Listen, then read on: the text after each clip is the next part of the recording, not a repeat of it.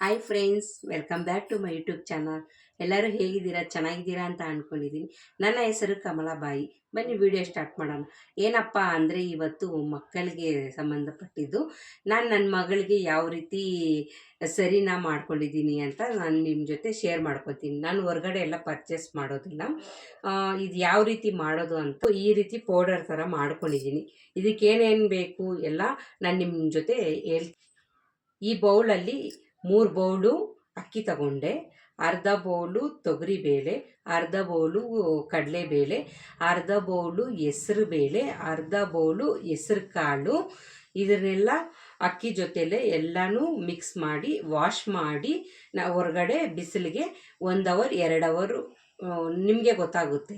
Full ಒಣಗೋದ್ಮೇಲೆ ಬಿಸಿಲ್ದು ತಾಗಿದ್ರೂ ಕೂಡ vitamin ಇರುತ್ತೆ. ಬೆಳಕಿನ ಸೂರ್ಯದು ಬೆಳಕು ಬೇಕೇ ಬೇಕು, ಮಕ್ಕಳಿಗೆ ಇಂಪಾರ್ಟೆಂಟೇ. ಅದು ಒಣಗಿಸಿದಾದ್ಮೇಲೆ ಏನು ಮಾಡಬೇಕಂದ್ರೆ ರೋಸ್ಟ್ ಮಾಡಬೇಕು ಸ್ವಲ್ಪ. ಅದು ಗ್ಯಾಸ್ ಮೇಲೆ ಸ್ವಲ್ಪ ಬಾಣಲೆಯಲ್ಲಿ ಬಿಸಿ ಮಾಡ್ಕೊಬೇಕು. ಬಿಸಿ ಕಲರ್ ಸ್ವಲ್ಪ ಚೇಂಜ್ ಆಗಬೇಕು. ಆದಮೇಲೆ ಸ್ವಲ್ಪ ಆರಿಸಿದಾದ್ಮೇಲೆ ಮಿಕ್ಸಿಯಲ್ಲಿ ಏನೇನು ಹಾಕ್ಬೇಕಂದ್ರೆ ಇದ್ರ ಜೊತೆಯಲ್ಲೇ ಜೀರಿಗೆ ಸ್ವಲ್ಪ, ಓಮ್ ಕಾಳು ಬರುತ್ತೆ, ಓಮ್ ಕಾಳು ಸ್ವಲ್ಪ, ಕಾಳು ಮೆಣಸು, ಸ್ವಲ್ಪ ಉಪ್ಪು ಇದರಲ್ಲೇ ಹಾಕಿ ಎಲ್ಲ ಮಿಕ್ಸಿಯಲ್ಲಿ ಗ್ರೈಂಡ್ ಮಾಡ್ಕೊಬೇಕು. ಈ ರೀತಿ ಪೌಡರ್ ರೀತಿ ಆಗುತ್ತೆ.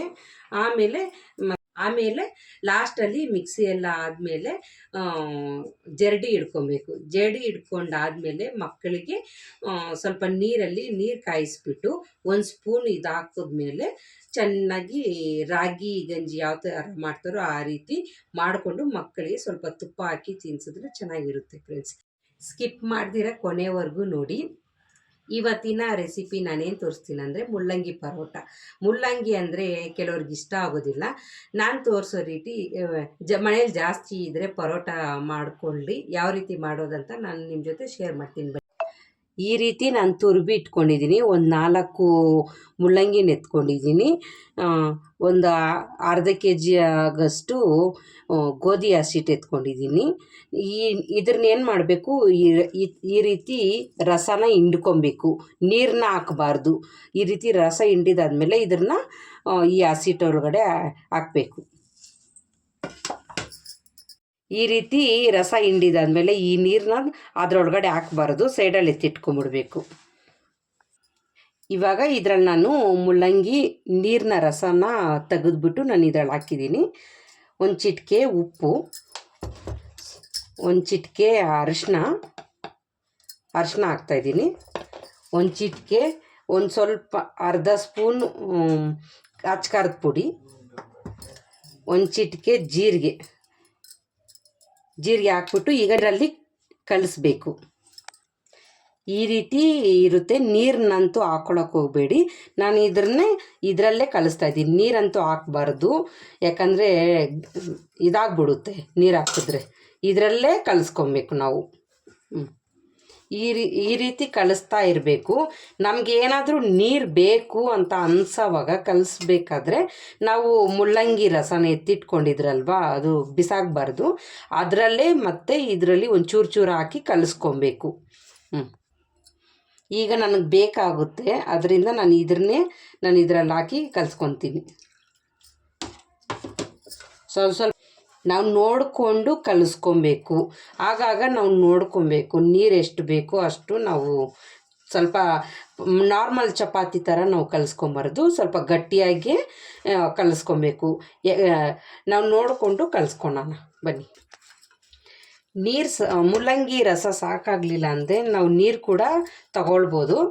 ಈ ರೀತಿ ನಾವು ಮುಟ್ಟು ನೋಡಬೇಕು. ತುಂಬ ಸ್ಮೂತಾಗೂ ಆಗಬಾರ್ದು, ಸ್ವಲ್ಪ ಗಟ್ಟಿಗೆ ಇದೆ. ಇದರಲ್ಲೇ 1 ಸ್ಪೂನು ನಾನು ಆಯಿಲ್ನ ಹಾಕ್ಬಿಟ್ಟು ನಾನು ಮತ್ತೆ ಕಲಿಸ್ಕೊತೀನಿ.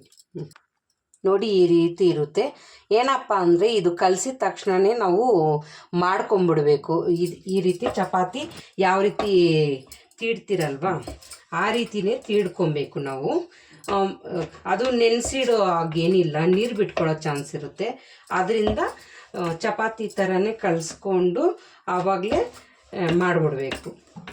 ಬಿಸಿ ಆದ ನಂತರ ನಾನು ಈ ರೀತಿ ಹಾಕಿದ್ದೀನಿ. ಒಂಚೂರು ಆಯಿಲ್ ಹಾಕ್ತಾಯಿದ್ದೀನಿ ನಾನು ಈ ರೀತಿ ಸ್ಪೂನಲ್ಲಿ. ನೋಡಿ ಈ ರೀತಿ ಆಗಿದೆ. ನಾನು ಟೇಸ್ಟ್ ಮಾಡಿ ನಿಮ್ಗೆ ಹೇಳ್ತೀನಿ.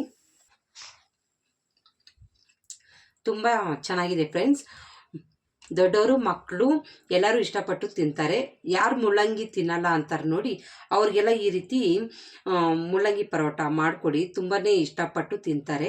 ಇಷ್ಟ ಆದರೆ ಲೈಕ್ ಮಾಡಿ, ಶೇರ್ ಮಾಡಿ, ಸಬ್ಸ್ಕ್ರೈಬ್ ಮಾಡೋದನ್ನ ಮರಿಬೇಡಿ. ನಿಮ್ಮ ಸಪೋರ್ಟ್ ನನಗೆ ಯಾವಾಗೂ ಇರುತ್ತೆ. ನಾಳೆ ಮತ್ತೆ ನಾನು ಸಿಗ್ತೀನಿ. ಬಾಯ್.